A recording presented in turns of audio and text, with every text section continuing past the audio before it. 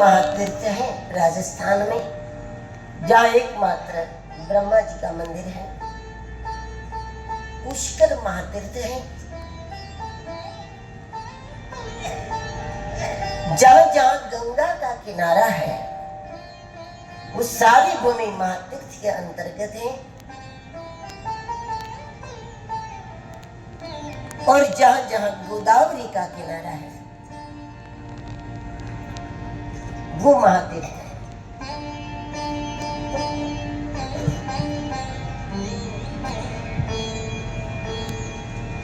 भारत के ये 5 स्थान है जो महातीर्थ के अंतर्गत है।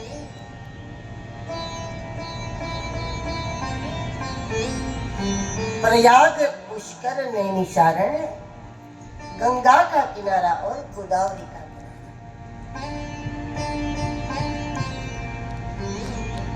और इसलिए प्रयाग के लिए यह शब्द है धर्म क्षेत्र महाक्षेत्र,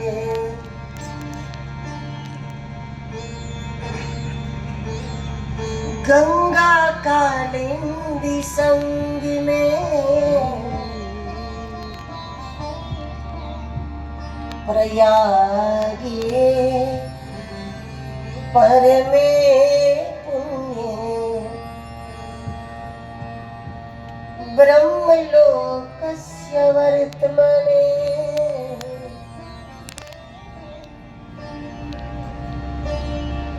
ऐसे महाक्षेत्र में प्रयाग के तट पर शौनक आदि ऋषि उपस्थित हैं।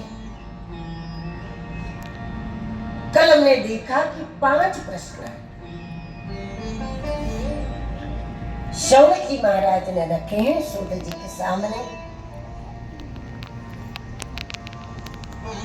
और ये 5 प्रश्नों का हेतु है भविष्य में आने वाला जो समय है उसका विचार करते हुए शौनक आदि ऋषि के मन में डर है।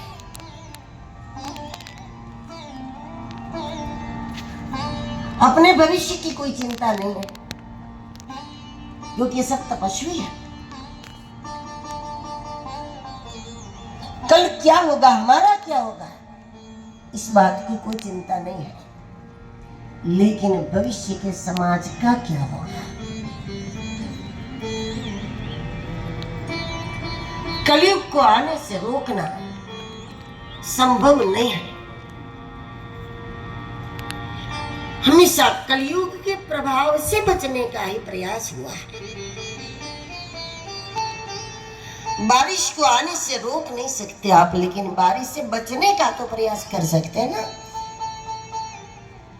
उसी प्रकार कलयुग को आने से रोकना संभव नहीं है, लेकिन कलयुग जब आएगा तब ऋषियों के मन में ये चिंता है कि अगर लोग कली के प्रभाव में आ गए, कली के रंग में रंग गए, तो मन प्रदूषित हो जाएगा। क्योंकि कलयुग में लोग तन को तो बहुत बचा के रख सकते हैं, लेकिन मन प्रदूषित हो जाता है।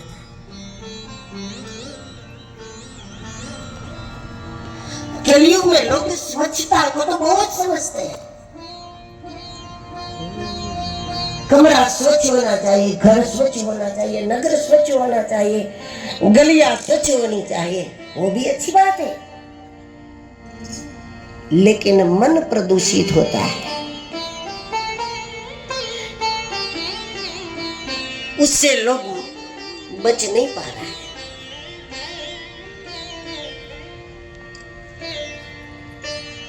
जिन दृश्यों को देखने से मन प्रदूषित होता है, ऐसे दृश्य आज छोटे छोटे बच्चों के सामने भी ऐसे दृश्य होते हैं।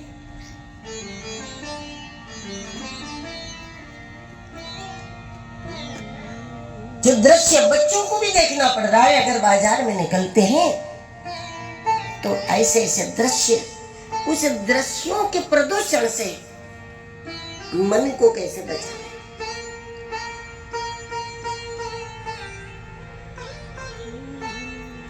कुछ बातों से, कुछ चित्रों से, कुछ चलचित्रों से मन को प्रदूषित करने वाली जो चीजें हैं, जो सामग्री है, वो आज चारों ओर दसों दिशा में खुलेआम पड़ी है।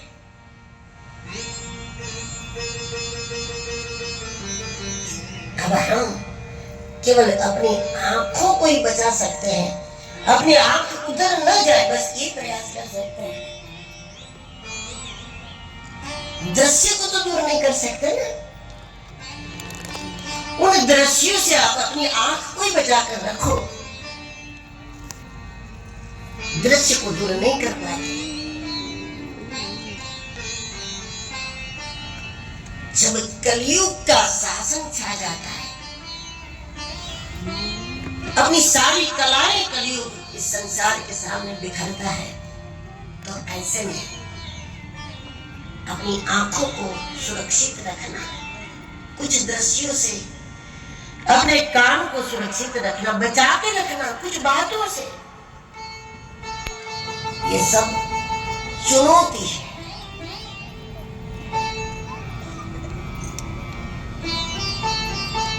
ऋषियों के मन में चिंता है कि समाज का क्या नहीं करे। हमारे विचार में बुराई है केवल, जो आज विचार में है वो कल क्रिया में होके ही रहता है। अच्छाई या बुराई विचार तक सीमित नहीं रह सकते।